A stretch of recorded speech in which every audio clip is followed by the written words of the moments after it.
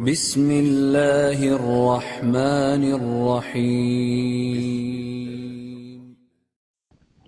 Cheikh l'Islam Ibn Taymiyyah, rahimahullah, parce que Asluddin, qui est la chose sans laquelle nul ne peut être musulman. Vous êtes bien d'accord avec moi? Et je m'adresse surtout aux frères Tawhid. Est-ce que on est bien d'accord que Asluddin, nul ne peut être musulman sans ce Asluddin? Est-ce bien d'accord? Est-ce qu'on est bien d'accord sur ce sujet? Nul ne peut être musulman sans Asluddin. Taïb. Une chose sans laquelle nul ne peut être musulman. Vous êtes d'accord qu'Allah ne peut omettre de l'expliquer d'une manière claire. C'est-à-dire qu'il n'est pas possible qu'il y ait de confusion sur ce sujet. On est bien d'accord sur ça. Il est impossible qu'il y ait une confusion sur le sujet. Donc les versets sont clairs sur le sujet et il n'y a pas de confusion dessus. Taïb. Troisièmement, le Coran il est en langue arabe et la Sunna est en langue arabe. Donc lorsqu'on vient à comprendre les textes, on doit les comprendre selon leur indication dans la langue arabe. On doit les comprendre selon leur indication dans la langue arabe. Taïb. Et la raison n'a aucun effet c'est-à-dire n'a pas lieu d'être dans les sujets de takfir. C'est-à-dire les sujets pour déterminer l'islam ou la mécréance d'une personne, la raison n'a pas sa place. Le takfir ne se fait que sur base des textes, même si ça s'oppose complètement à ce que la raison humaine puisse imaginer. Ce qui fixe que quelqu'un est musulman ou quelqu'un n'est pas musulman, ce n'est pas la raison, c'est les textes. Donc je répète, la base dans le Asluddin est claire, donc Allah Azza wa Jalla l'a clairement exposé dans le Coran et dans la Sunna. Deuxièmement, les textes sont en langue arabe, donc la compréhension de ces textes doit revenir à la langue arabe. On doit revenir au tafsir des mufassirin. On ne doit pas, la raison n'a aucun effet dans le takfir. Le takfir est purement textuel et n'a aucun lien avec le aql, avec la raison humaine, parce que sinon, quelqu'un à qui on met 3 coups de bâton et qui a mal, il a le droit de faire du kufr. Et qu'il a le droit de faire du kufr. Et celui à qui on vole 1 milliard d'euros, il ne peut pas faire de kufr. La raison humaine, elle n'accepte pas ça. Et là, franchement, posez la question avec les gens, vous allez poser la question aux gens dehors. Je pense que si je dis pas l'ensemble des gens, mais une grande majorité, voire tout le monde, préfère se prendre 3 coups de bâton, même s'il va perdre un bras ou une jambe, que perdre 1 milliard d'euros. Donc, si imaginez que les coups, il a été permis de faire du kufr dans ce cas-là, et perdre une somme aussi grande n'a pas été permis, donc ça montre que l'aql, il n'a rien à voir là-dedans. Dans le takfir, il n'a rien à voir. Taïb. Donc, partant de ces principes-là, nous allons revenir tout d'abord c'est-à-dire, on va citer quelques paroles de Cheikh l'Islam Taymiyyah pour après revenir à ces versets-là. Cheikh l'Islam Ibn Taymiyyah, rahimahullah, dit wa aslu ad-din huwa ibadatullah alladhi asluhu al-hubb wal-inabatu wal-i'radu amma siwa wa huwa al-fitratu allati fatara 'alayha an-nas. Donc il dit, et le asl du din est l'adoration d'Allah, dont la base et l'origine sont l'amour d'Allah, le retour sans cesse vers Allah et se détourner de tout autre que lui. Ce asl din, le asl du din, qui est la fitra sur laquelle Allah a créé les gens. Ce asl du din est la fitra sur laquelle Allah a créé les gens. Donc asl din, qu'est-ce que c'est? C'est l'adoration d'Allah et l'abandon du shirk. L'adoration d'Allah et l'abandon du shirk. Cheikh l'Islam Taymiyyah dit aussi وعبادة الله وحده هي أصل الدين وهو التوحيد الذي بعث الله به الرسل. Et l'adoration نعم وأنزل به الكتب فقال تعالى واسأل من أرسلنا من قبلك من رسلنا أجعلنا من دون الرحمن آلهة يعبدون. Donc il dit rahimahullah, l'adoration d'Allah seul est le asl du din, qui n'est autre que le tawhid par lequel Allah envoya l'ensemble des messagers et en vue duquel il révéla les livres. Allah Ta'ala dit, et demande à ceux de nos messagers que nous avons envoyés avant toi, si nous avons institué, en dehors du tout miséricordieux, des divinités à adorer, et demande à ceux de nos messagers que nous avons envoyés avant toi, si nous avons institué en dehors du tout miséricordieux des divinités à adorer. Donc on voit bien qu'ici, Cheikh l'Islam Ibn Taymiyyah, rahimahullah ta'ala, on voit bien que Cheikh l'Islam Ibn Taymiyyah, rahimahullah, détermine que l'adoration d'Allah et l'abandon du shirk, c'est ça, asluddin. L'adoration d'Allah et l'abandon du shirk. Quant à ce qui concerne al-wala ou al-bara, ça ne fait pas partie de asluddin, ça rentre dans l'azimu asluddin. Ça ne fait pas partie de la base de l'islam. Ça rentre dans l'implication de asluddin. Ça, c'est une affirmation, donc je dois ramener des preuves pour ça. Si tu peux juste attendre 2 minutes, je t'envoie le passage, Inch'Allah ta'ala. Donc par rapport au passage que je voulais te lire, dans Dura al-Sanniya, lorsque Aïmat al-Da'wa al-Najdiya, rahimahumullah ta'ala, ont exposé le asl du din, qu'est-ce qu'ils disent? Donc dans Dura al-Sanniya, volume 2, page 360 et 361, il est dit ce qui suit. وَالسَّادِسُ الْإِنْقِيَادُ الْمُنَافِ لِلشِّرْكِ. Donc sixièmement, la soumission, la subordination qui s'oppose au shirk. لِأَنَّ مِنَ النَّاسِ مَنْ يَقُولُهَا, car parmi les gens il en est qui prononcent la shahada, le témoignage de foi, وَهُوَ يَعْرِفُ مَعْنَاهَا, dans le même moment, il connaît sa signification. لكنه لا ينقاد للإتيان بحقوقها, mais il ne se soumet pas, à à l'application des conditions, à l'application des conditions du témoignage de foi, وَلَوَازِمِهَا, et aux implications du témoignage de foi. Donc les implications de la ilaha illallah. min al-wala'i wal-bara'. Donc aux implications du témoignage de foi, comme parmi lesquelles l'wala, l'alliance et le désaveu, wal-amal bi shara'i l'islam, et l'application des législations islamiques, wala yula'imuhu illa ma wafaqa hawa, et ne s'accorde à cette personne et n'arrive il n'adhère qu'aux choses qui s'accordent avec son hawa, c'est-à-dire ses penchants. Ou ce qui lui apporte un intérêt de ce bas monde. Ce qui est la situation d'un grand nombre de gens. Donc il a dit quoi? Il a dit, mais il ne se soumet pas à l'application des devoirs de la ilaha illallah et de ses implications. C'est quoi les implications? Al-wala wal-bara, l'alliance et le désaveu. Donc l'alliance et le désaveu rentrent, on dit qu'ils rentrent dans asluddin, mais ça ne fait pas partie. Ils ne font pas partie des piliers de asluddin. C'est des implications de asluddin. Par exemple, on dit que la prière fait partie de la foi. Mais est-ce que la prière fait partie de aslul iman? La prière ne fait pas partie de aslul iman. Regardez ici, je vais te citer une parole d'Ibn Taymiyyah, rahimahullah ta'ala, qu'on a vu dans les cours précédents en fait. Les cours précédents avaient pour objectif justement d'exposer ce point-là. Les cours précédents avaient justement pour objectif d'exposer ce point-là. Regarde les paroles d'Ibn Taymiyyah. Voilà. Donc, je vais poster les paroles d'Ibn Taymiyyah. Donc Ibn Taymiyyah, rahimahullah, il dit, et ceci, parce que la base de la foi est ce qui est dans le cœur. Et les actes apparents sont un lazim, sont une nécessité et une implication de ce qu'il y a dans le cœur nécessaire à son maintien. Les références, Majmou' al-Fatawi, volume 7, page 198. Volume 7, page 198. Donc, les actes extérieurs, le prophète sallallahu alayhi wa sallam dans le hadith, il a dit quoi? Il a dit, al-iman, la foi est composée de 72, 73, non, entre 73 et 79 branches. Juste une parenthèse ici. Pourquoi on dit 73, 79? On ne sait pas ce que le prophète il a dit ou quoi? Non, ce n'est pas une question de ne pas savoir ce que le prophète il a dit. C'est que le terme bid'a, dans la langue arabe, le prophète l'a dit, la foi est composée de bid'a et 70 branches. Bid'a est un chiffre, est un nombre qui est entre 3 et 9. Donc la foi est composée de 73 à 79 branches. La plus grande de ces branches-là, c'est la ilaha illallah. Et la moindre d'entre elles, qu'est-ce que c'est? C'est de retirer ce qui gêne de la rue du passage des gens. Wal haya, et la pudeur fait partie de la foi. Taïeb, juste une chose. Retirer ce qui gêne de la route.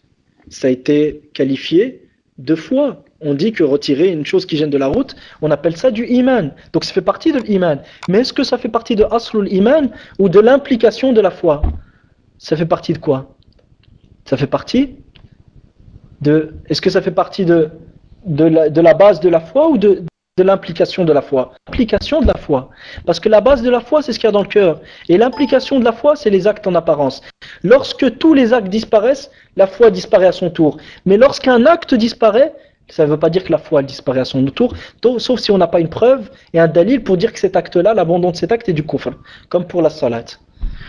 Ce que je veux dire par là, c'est que même si le takfir mushrikin a été nommé comme faisant partie de Asluddin, ça ne veut pas dire que c'est un pilier de Asluddin dans le sens où la remise en cause, ne serait-ce que d'une branche de ce pilier-là, remet en cause la foi.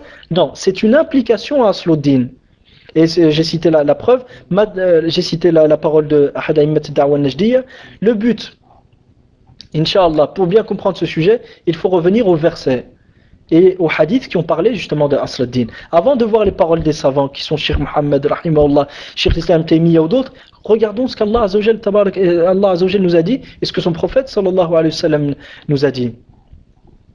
Ce qui nous aidera sans aucun doute à comprendre l'objectif d'Allah et l'objectif du prophète sallallahu alayhi wa sallam. Donc, on va revenir à ces versets. Akhi, est-ce que tu es toujours avec moi? Est-ce que tu me suis toujours? Taïb. On va voir les versets justement qui traitent de Asluddin. Parmi ces versets-là, on a la parole d'Allah tabaraka wa ta'ala وَلَقَدْ بَعَثْنَا فِي كُلِّ أُمَّةٍ رَسُولًا أَنْ يَعْبُدُوا اللَّهَ وَاجْتَنِبُوا الطَّاغُوتَ. Et certes, nous avons envoyé dans chaque communauté pour leur dire adorez Allah et écartez-vous du Tarout. Voyons ce que disent les gens du tafsir et les mufassirin sur ces versets. L'imam Ibn Kathir rahimahullah dit وَبَعَثَ فِي كُلِّ أُمَّةٍ أي في كل قرن وطائفة من الناس رسولا وكلهم يدعون إلى عبادة الله وينهون عن عبادة ما سواه أن يعبدوا الله واجتنبوا الطاغوت فلم يزل تعالى يرسل إلى الناس الرسل بذلك منذ حدث الشرك في بني آدم في قوم نوح الذين أرسل إليهم نوح وكان أول رسول بعثه الله إلى أهل الأرض إلى أن ختمهم بمحمد صلى الله عليه وسلم. Donc il dit rahimahullah au sujet de la parole d'Allah, et nous avons envoyé dans chaque communauté un messager pour leur dire adorez Allah, écartez-vous du Tarout. Il dit Allah a envoyé dans chaque communauté, c'est-à-dire chaque génération et auprès de tout groupe de gens, un messager. Tous ces messagers invitent à adorer Allah et interdisent l'adoration de autre qu'Allah. Adorez Allah et écartez-vous du Tarout. Allah n'a donc cessé d'envoyer des messages aux gens des messagers pour leur transmettre ce message. Et ce depuis que le shirk est apparu sur terre, dans la descendance d'Adam et plus particulièrement dans le peuple de Nuh vers lesquels il fut envoyé alayhi salam. Il est ainsi le premier messager qu'Allah envoya aux habitants de la terre jusqu'au dernier d'entre eux qui est le sceau des prophètes Muhammad sallallahu alayhi wa sallam. Voyons maintenant ce que dit l'imam al-Qurtubi rahimahullah. Il dit وَلَقَدْ بَعَثْنَا فِي كُلِّ أُمَّةٍ رَسُولًا أَنْ يَعْبُدُوا اللَّهَ أي أن يعبدوا الله ووحدوه واجتنبوا الطاغوت أي يتركوا كل معبود دون الله كالشيطان والكاهن والصنم وكل من دعا إلى الضلال.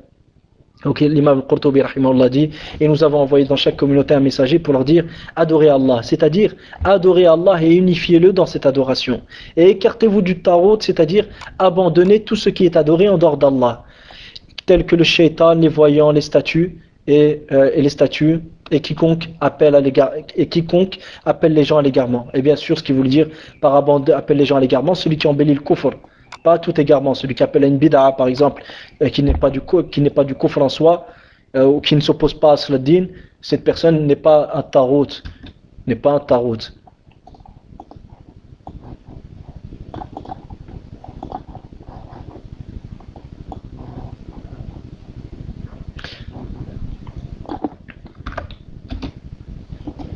J'essaie de vous envoyer, mais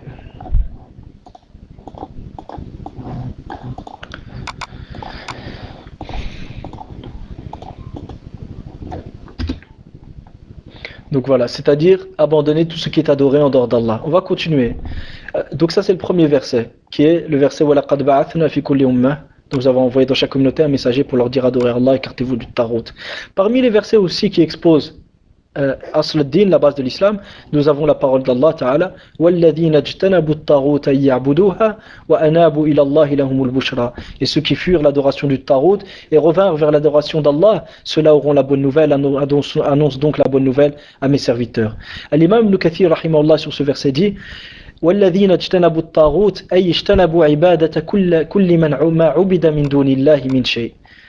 قال عبد الرحمن بن زيد بن أسلم عن أبيه والذين اجتنبوا الطاغوت أن يعبدوها نزلت في زيد بن عمرو بن نفيل وأبي ذر وسلمان الفارسي رضي الله تعالى عنهم والصحيح أنها شاملة لهم ولغيرهم ممن اجتنب عبادة الطاغوت ممن اجتنب عبادة الأوثان وأناب إلى عبادة الرحمن فهؤلاء هم الذين لهم البشرى في الحياة الدنيا وفي الآخرة.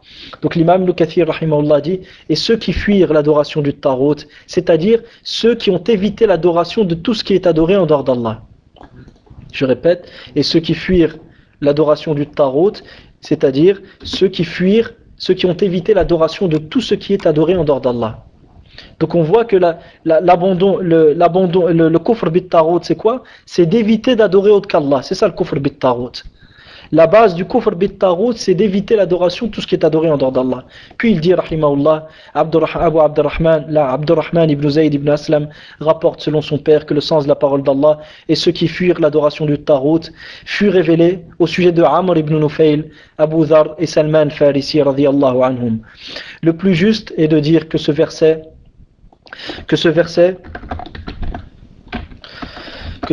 concerne aussi bien ces derniers que toute personne qui évita l'adoration des idoles et revint vers l'adoration d'Ar-Rahman, d'Allah Ta'ala. Regardez bien, ce verset, il concerne qui est-ce qui obtiendra al-Bushra, la bonne nouvelle. Donc je répète, le plus juste est de dire que ce verset concerne aussi bien ces derniers, c'est-à-dire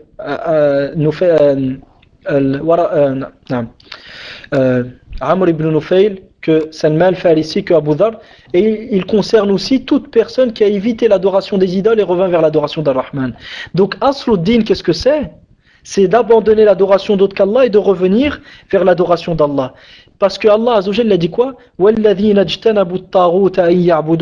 Et ceux qui s'éloignèrent du Tarout afin de ne pas l'adorer. Donc c'est-à-dire ceux qui s'éloignèrent de l'adoration du Tarout et qui ont abandonné l'adoration du Tarout et qui ont adoré Allah, ceux-là auront la bonne nouvelle. Et annonce donc la bonne nouvelle à mes serviteurs. Mais est-ce qu'Allah Azzawajal va annoncer la bonne nouvelle à des gens qui n'ont pas réalisé Asluddin? Non. Allah Azzawajal ici montre la base par laquelle on obtient la base de la foi. C'est-à-dire Allah expose la chose sans laquelle nul ne peut être croyant. Quelle est cette chose-là? C'est d'abandonner l'adoration d'Allah, l'adoration du Tarout et l'adoration de tout ce qui est adoré en dehors d'Allah et d'adorer Allah. C'est ça la base de l'iman. Et regardez, Inch'Allah, ça va suivre. On va citer le tafsir des autres mufassirin et vous allez voir. L'imam al-Qurtubi rahimahullah ta'ala dit وَالَّذِينَ اجْتَنَبُوا الطَّاغُوتَ أَن يَعْبُدُوهَا قال الأخفش الطاغوت جمع ويجوز أن تكون واحدة مؤنثة وقد تقدم ذكره ومعنى الآية أي تباعدوا من الطاغوت وكانوا منها على جانب فلم يعبدوها وتقديره والذين اجتنبوا عبادة الطاغوت وأنابوا إلى الله أي رجعوا إلى عبادته وطاعته. Donc l'imam al-Qurtubi rahimahullah dit, et ceux qui s'écartèrent de l'adoration du Tarout, il dit, Al-Akhfash a dit, At-Tarout ici est un pluriel. Il est possible aussi que ce soit un singulier au féminin, ce qui a précédé. Là c'est simplement l'étude linguistique du terme. Puis il dit le sens du verset. Ceux qui s'éloignèrent du Tarout en se retrouvant sur un flanc opposé. Ce qui se traduit par le fait qu'il ne l'ait pas adoré. Donc comment on s'éloigne du Tarout, c'est que tu ne l'adores pas. Puis il dit, le sens de ce verset est donc le suivant. Et ceux qui s'écartèrent de l'adoration du Tarout et sont revenus vers Allah et sont revenus vers l'adoration d'Allah et son obéissance. Donc je le mets ici pour que vous puissiez le voir. Donc le sens de ce verset est donc le suivant. Et ceux qui s'écartèrent de l'adoration du Tarout et sont revenus vers Allah, c'est-à-dire sont revenus vers l'adoration d'Allah et son obéissance. Ceux-là, ils auront la bonne nouvelle. Donc Asluddin, regardez, Allah il l'expose dans le Coran. L'abandon de l'adoration du Tarout et revenir vers l'adoration d'Allah tabaraka wa ta'ala. L'imam Ibn Kathir rahimahullah, donc ici se termine le tafsir de ce verset. Maintenant, on va en arriver inshallah ta'ala, avant de traiter de l'ayah sur Millatu Ibrahim alayhi salam, l'ayah dans Surat al-Mumtahana, j'aimerais savoir, Akhil Karim, est-ce que jusque-là, c'est-à-dire est-ce que jusque-là, tu as compris l'objectif que je souhaitais atteindre?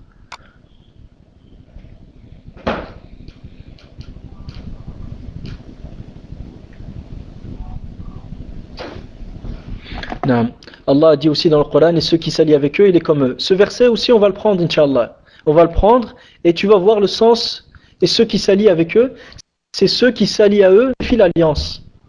Que signifie l'alliance?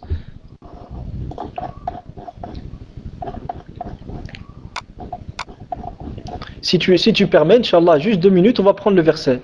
On va prendre le verset et tu vas comprendre, Inch'Allah.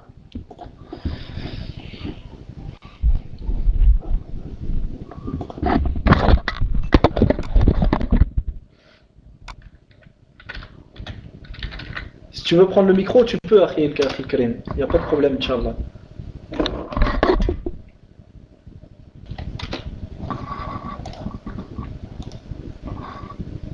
Tfadal.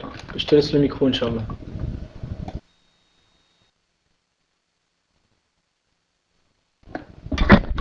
Salam alaikum, j'avais mal compris, hein. Désolé, Inch'Allah. Donc simplement, je vais chercher le tafsir et on va le voir tous les deux, Inch'Allah. On va le voir tous les deux, Inch'Allah. Juste, tu peux me laisser juste 2 minutes, Inch'Allah ta'ala.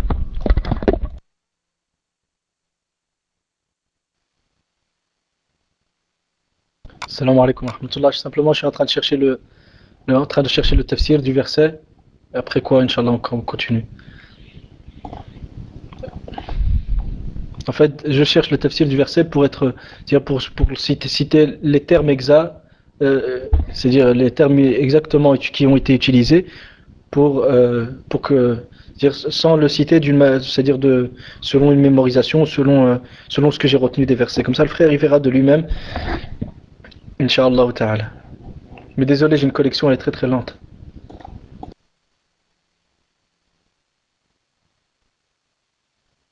Salam alaikum wa rahmatullah. Désolé, Inch'Allah. Donc,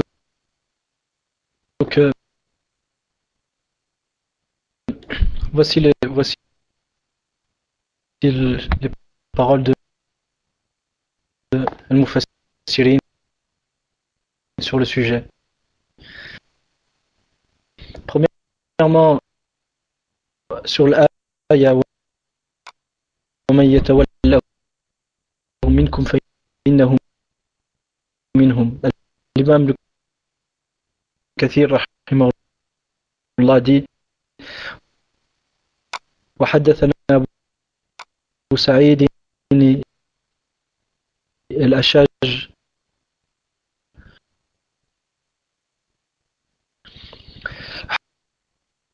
حدثنا ابن فضيل عن عاصم عن عكرمة عن ابن عباس أنه سئل عن ذبائح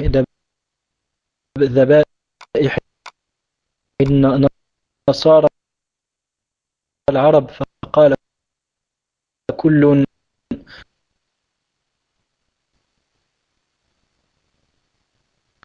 Salam alaikum wa rahmatullah, est-ce que vous m'entendez?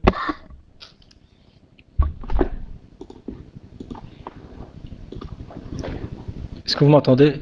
Salam alaikum wa rahmatullah, est-ce que vous m'entendez? Taïb, Inch'Allah, jazakumullah. Donc on entend bien. Donc Akhi Tawhid, est-ce qu'il est là, le frère Tawhid? Il est là, ça va. Est-ce que tu m'entends, Akhi? Est-ce que tu m'entends? Est-ce que tu m'entends?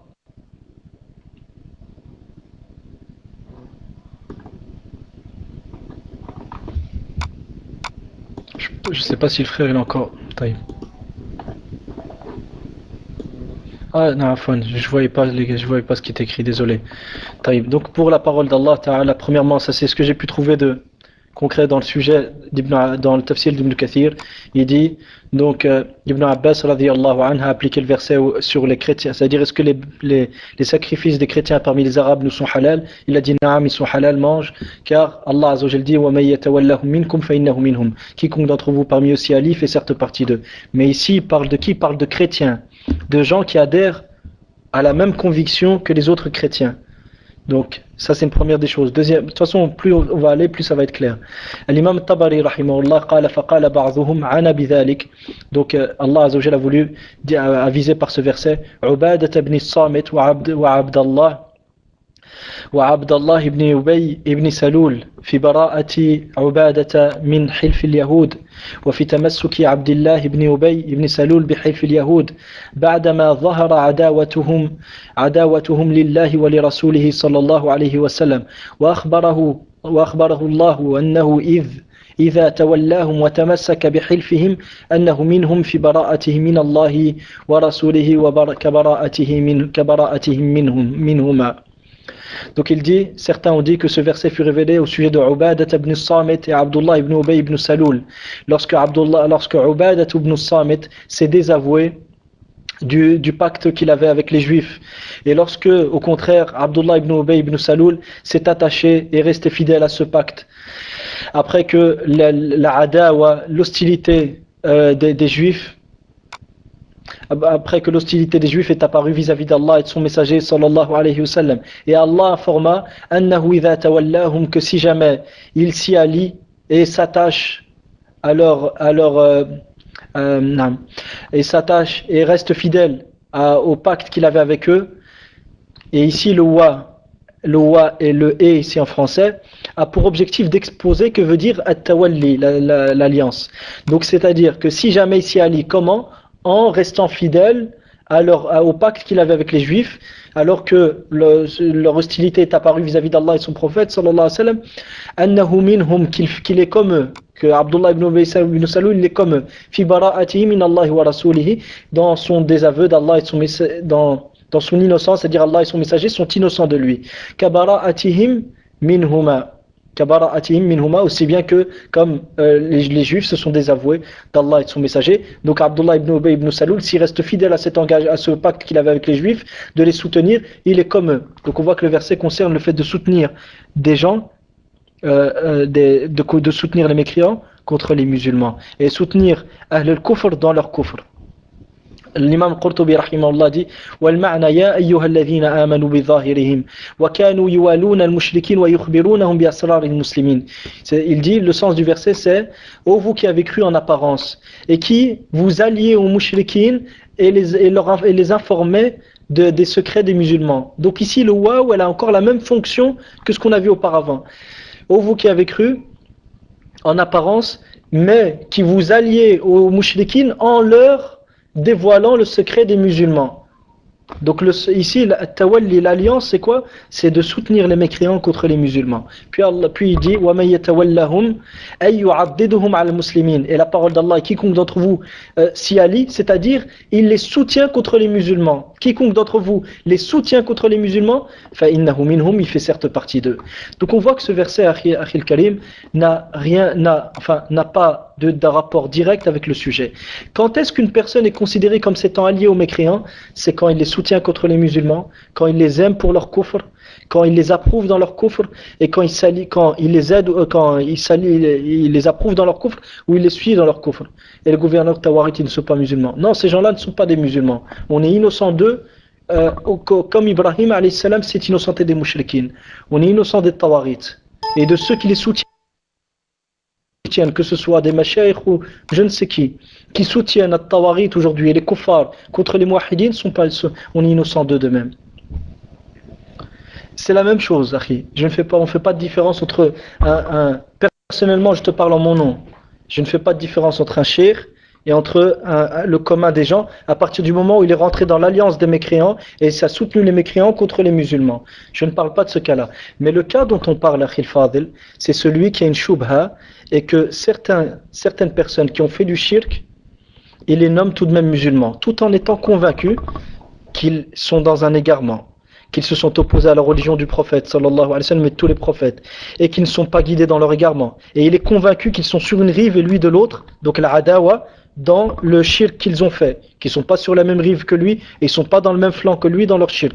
S'il est convaincu de tout ça, et qu'il a une erreur, il pense que le retirer le nom de musulman ne peut être fait qu'après Iqamat al-Hujja, celui-ci, son erreur, celui-ci est musulman, et ne peut devenir mécréant qu'après Iqamat al-Hujja, et en aucun cas on ne peut dire que le takfir des mouchriquines dans ce sens-là, dans le sens de leur attribuer le nom, de leur retirer le nom de musulman, dans tous les cas fait partie de Asl al-Din, dans le sens où celui qui fait une erreur dans la moindre chose n'est pas musulman. Cette personne convaincue, tu penses qu'elle a compris le tawhid. Qui est-ce qui a compris le tawhid, akhi? Celui qui a compris le tawhid, c'est celui qui adore Allah et qui ne commet pas de shirk, comme on a vu dans le verset. Mais si maintenant on utilise la raison, c'est pour ça que je t'avais dit tout à l'heure que la raison n'est pas une source de législation. Si on utilise la raison, certes, on peut commencer par là, commencer par ce sujet, dire que s'il considère que celui qui fait du shirk, il est toujours musulman, il n'a pas compris le tawhid. Et aussi, de l'autre côté, je veux dire, celui qui pense qu'Allah ne sait pas qui va entrer au paradis en enfer, il ne connaît pas Allah parce qu'il pense qu'Allah ignore. Or, celui qui pense qu'Allah ignore ne connaît pas la grandeur d'Allah. S'il ne connaît pas donc la grandeur d'Allah, il connaît quelqu'un d'autre qu'il pense être Allah, donc il ne sait pas qui est Allah. Et s'il ne sait pas qui est Allah, il ne sait pas le sens de la ilaha illallah, donc il n'est pas musulman. Si on utilise la raison, on va aller très très loin. Laissons la raison de côté et prenons le kitab ou sunna. Les versets qu'on a vus auparavant, celui comme tu dis qui est convaincu qu'un tarot est égaré, mais celui qui comme tu dis est convaincu. C'est-à-dire celui qui pense que le tarot est bien guidé, dans le sens que même dans ce qu'il fait, il est bien guidé, il est comme lui. Pourquoi? Parce que il s'est allié à lui. Comment il s'est allié à lui? En l'approuvant dans son kufr. Je répète, al-wala, al-imam ibn al-Athir dans Lisan al-Arab, qui est une référence dans la compréhension de la langue arabe et des hadiths du prophète sallallahu alayhi wa sallam. Non, Ibn al-Athir dans Gharib al-Hadith, pas Lisan al-Arab, afwan, dit al-wala, qu'est-ce que c'est? Il a donné plusieurs significations de l'wala, mais on en retient 4 qui rentrent dans le verset. L'amour, al-nusra, le soutien, l'approbation, al-muwafaqa, ou al-mutaba'a et le suivi. L'amour, je répète, al-mahabba, al-nusra, l'alliance, le soutien, al-muwafaqa, l'approbation, et al-mutaba'a, le suivi. Donc ça c'est ça l'wala. Puis à la suite de ça, on regarde, est-ce que toute forme d'amour envers le kafir est de la mécréance? Ça, je te pose la question. Regarde, d'un point de vue linguistique, aimer l'amour est une alliance. Mais est-ce que toute forme d'amour envers le mécréant est du kufr? Non. Donc, dans quel cas l'amour du mécréant est du kufr? Dans quel cas? Dans quel cas l'amour du mécréant est de l'alliance majeure qui fait sortir de l'islam et la personne ne peut pas être musulman? C'est dans quel cas ça?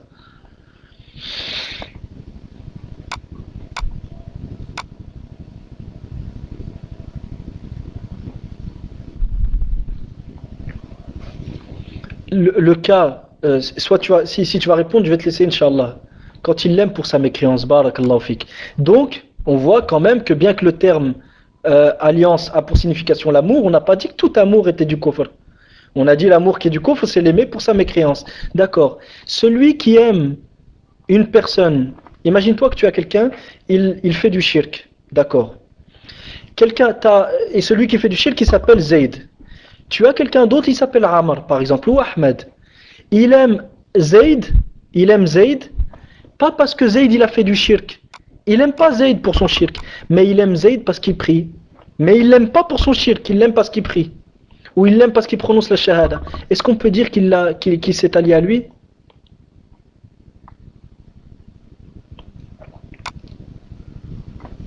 J'espère que ma question a été claire. Imagine-toi que Zayd il fait du shirk. T'as Ahmed qui aime Zayd mais il l'aime pas pour son shirk. Il le déteste. Je ne sais pas, c'est ensemble pour moi. Non. Donc quelqu'un qui simplement, si je vois quelqu'un qui fait du shirk,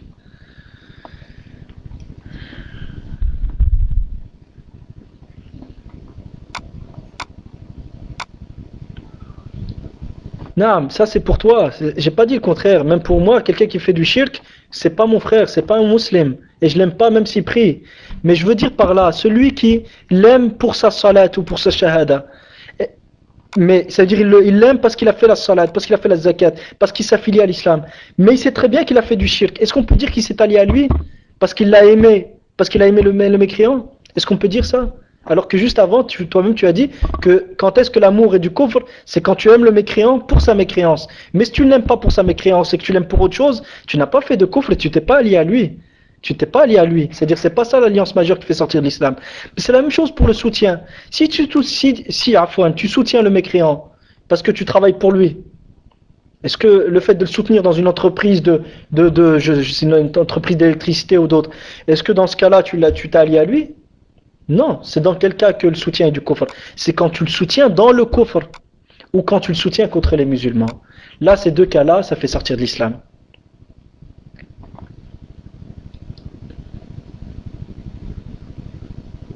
Mais dans tous les cas, travailler pour un mécréant, dans une société d'électricité ou une société de, de, je ne sais quoi comme autre boulot, dans tous les cas, ça ne fait pas sortir d'islam. Même si on dit, je dis pas qu'il faut travailler pour un mécréant, qu'à la base, il est bien de travailler pour un mécréant. Ça, il y a des conditions pour travailler pour un mécréant, en cas de nécessité, et ainsi de suite. Taïb. Et là, il y a un khilaf entre Ahl al-Ilm. Mais jamais personne n'a dit que travailler pour un mécréant est du kufr. Si tu aides un tarot à faire de la grande mécréance. Non, moi je suis d'accord avec toi. Si tu aides un tarot, c'est ce que j'ai dit juste avant. Si tu aides le mécréant dans son kufr, ou que tu l'aides contre les musulmans, tu as fait du kufr. Mais si tu ne l'aides pas dans son kufr, tu l'aides dans autre chose. Tu l'aides dans autre chose, tu ne l'aides pas dans son kufr. Donc dans ce cas-là, tu n'as pas fait de kufr. Tu t'es pas allié à lui. L'alliance qui fait sortir l'islam, c'est de l'aider dans son kufr ou de l'aider contre les musulmans. Si tu aides un tarout à faire de la mécréance, non, si tu l'aides à faire de la mécréance, tu es kafir comme lui, parce que tu t'es allié à lui. Mais c'est pas toute forme de soutien qui est du kufr. Pour l'approbation, le muwafaqa, c'est la même chose. C'est pas toute forme d'approbation envers le mécréant que tu t'es allié à lui. Avant de parler de l'exemple d'Ibn Baz, restons sur le sujet. Restons sur le sujet, et après on va parler des exemples. L'approbation, par exemple. Est-ce que c'est toute forme d'approbation qui est du kufr? Non, c'est l'approuver dans son kufr. D'accord. Est-ce que pour le suivi, est-ce que toute forme de suivi du kafir ou du tarot est du kufr? Non, c'est le suivre dans son kufr. Donc on voit bien que le verset وَمَن يَتَوَلَّهُ مِنكُمْ فَإِنَّهُ مِنْهُمْ ne rentre pas dans ce sujet-là. Quand est-ce que quand est-ce qu'une personne est considérée comme s'étant alliée aux mécréants? C'est quand il les a aimés pour leur kufr. C'est quand il les a soutenus dans leur kufr, ou il les a soutenus contre Ahl al-Tawhid, lorsqu'il les a approuvés dans leur kufr, et il leur a facilité leur kufr par exemple, et lorsqu'il les a suivis dans leur kufr. C'est dans ce cas-là qu'on considère qu'une personne n'a pas désavoué s'est alliée aux mécréants. Mais sinon, le simple fait, maintenant revenons au sujet parce que tu avais pris cet argument comme preuve, le simple fait de dire que quelqu'un qui fait du shirk est un musulman, tout en étant convaincu qu'il est égaré, qu'il est sur une rive et toi de l'autre, dans le sens où il n'est pas sur le bon chemin, qu'il est égaré dans son shirk, et tout en étant convaincu que son shirk est faux. Est-ce que tu t'es allié à lui quand tu fais ça? Est-ce qu'on s'est allié? Est-ce que la personne qui le nomme musulman dans ce cas-là, il a fait de l'alliance majeure? Bien qu'on a déterminé l'alliance majeure avant, qu'est-ce que c'était?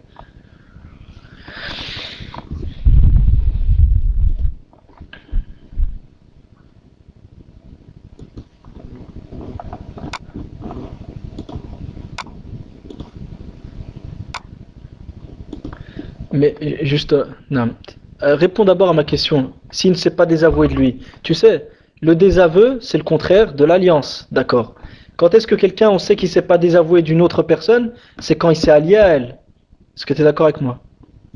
Quand est-ce que tu sais que quelqu'un ne s'est pas désavoué des mouchriquines? C'est quand il s'est allié à eux, d'accord? On a vu que l'alliance des mouchriquines qui se fait sortir d'islam, c'est 4 choses. Aimer les mécréants, les mouchriquines pour leur shirk, soutenir les mouchriquines dans leur shirk et dans leur kufr ou contre les musulmans, approuver les mouchriquines dans leur shirk et soutenir les mouchriquines dans leur shirk. D'accord. Celui qui n'a pas fait ça, est-ce qu'il s'est désavoué des mouchriquines ou pas? Celui qui n'a pas fait ça, est-ce qu'il s'est désavoué des mouchriquines?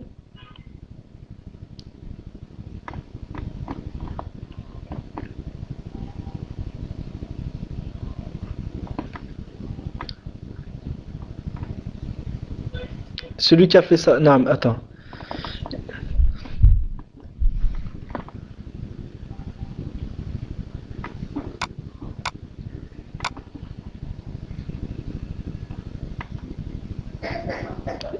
J'attends ta réponse parce que j'ai pas compris. J'ai vu Naam, non. Après, j'ai pas.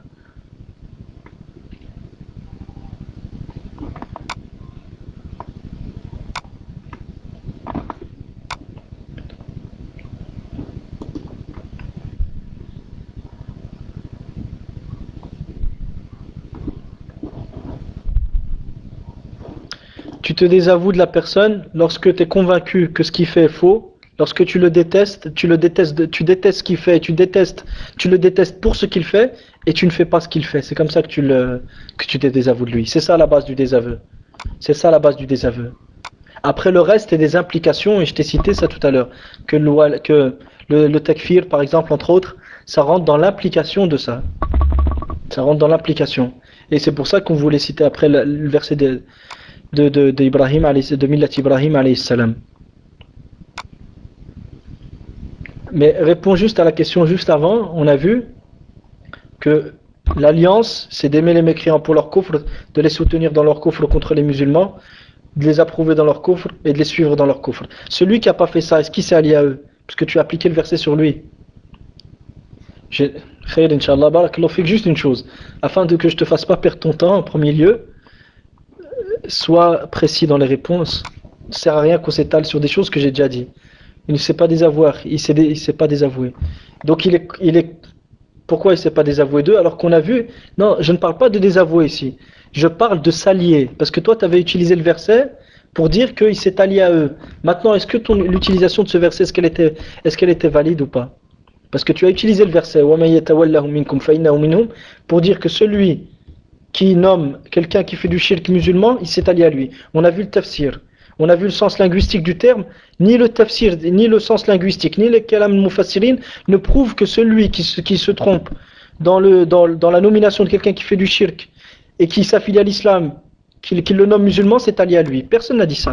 C'est-à-dire, il n'y a pas d'indication de ça, ni dans le kalam mufassirin, ni dans le sens linguistique du terme. Mais oui, il s'est allié à eux. Est-ce que tu peux me citer un dalil en dehors de la raison? En dehors du aql, de la raison, je veux juste un dalil. Du livre d'Allah et de la sunna de son prophète, sallallahu alayhi wa sallam, en sachant que tu n'es pas maître de toi-même et que je ne suis pas maître de moi-même. On ne peut pas faire le takfir de nous-mêmes. Si Allah il l'a pas fait, son prophète sallallahu alayhi wa sallam l'a fait, la raison qu'on la jette contre le mur. On n'a rien avec cette raison. Je t'ai cité l'exemple de tout à l'heure du sahabi qui ne savait pas que si Allah sait qu'il va entrer au paradis, qu'il va entrer en enfer. Donc t'imagines ça?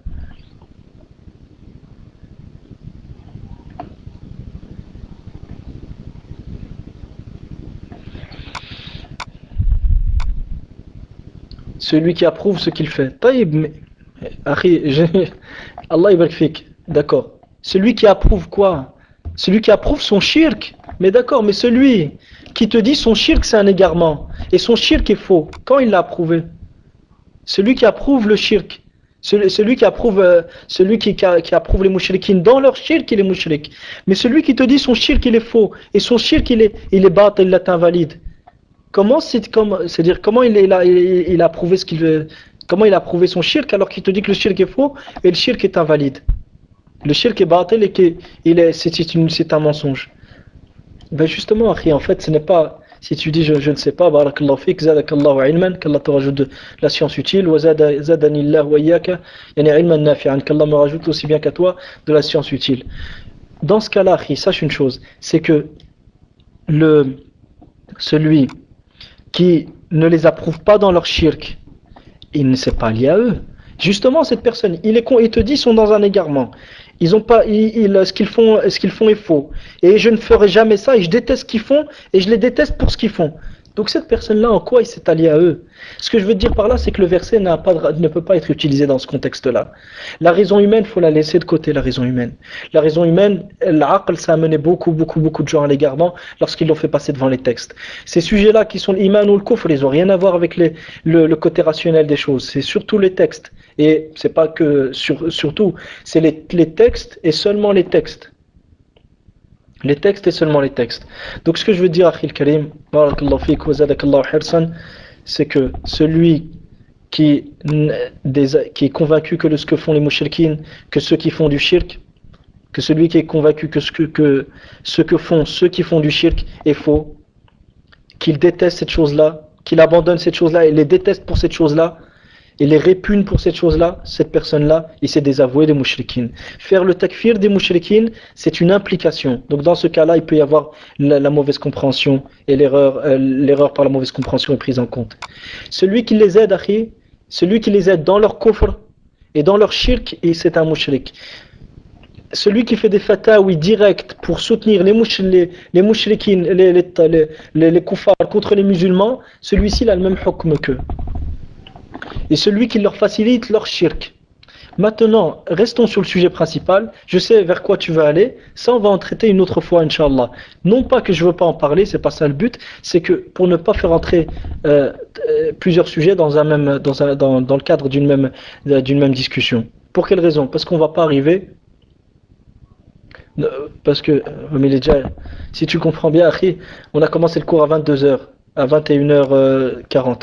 Ça fait quasiment 2h30 que je suis en train de parler. Tu comprendras juste que, Inch'Allah ta'ala, si tu permets, on laisse ça pour une autre fois.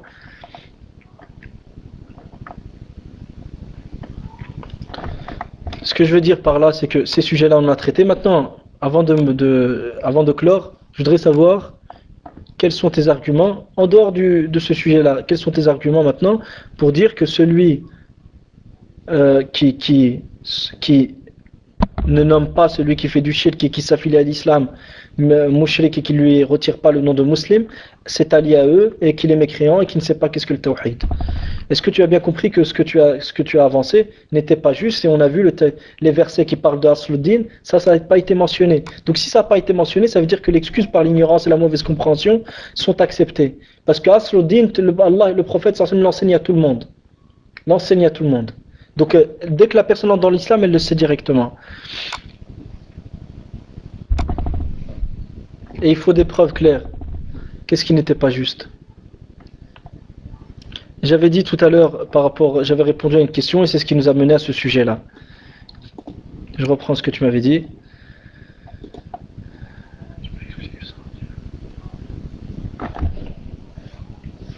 Sur le désaveu des mouchrikines.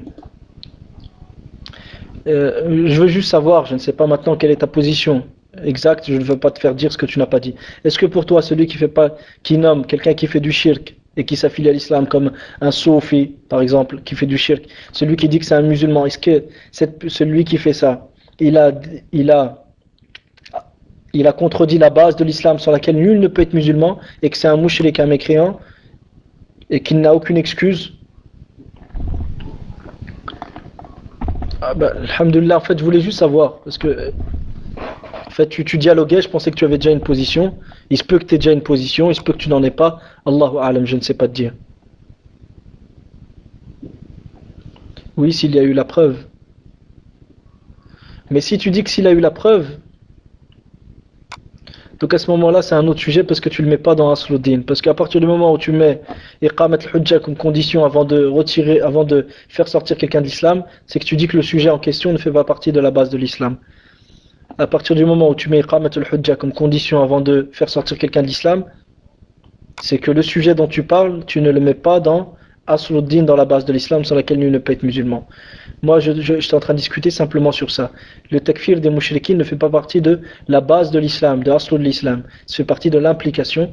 Et si tu viens au cours de Aqida, Inch'Allah, tu pourras comprendre ce sujet convenablement. On essaie d'expliquer ça doucement, doucement. Il y a déjà 2 cours qui ont déjà été faits, tu pourras les suivre. Inch'Allah ta'ala. Demande aux frères, aux frères présents, ils peuvent te les donner. Et essayer de suivre les cours, et petit à petit après on discutera Inch'Allah, dans l'espoir qu'Allah nous guide tous vers la vérité. Wa barakallahu fikum, wassalamu alaikum wa rahmatullahi wa barakatuh, wallahu a'lam.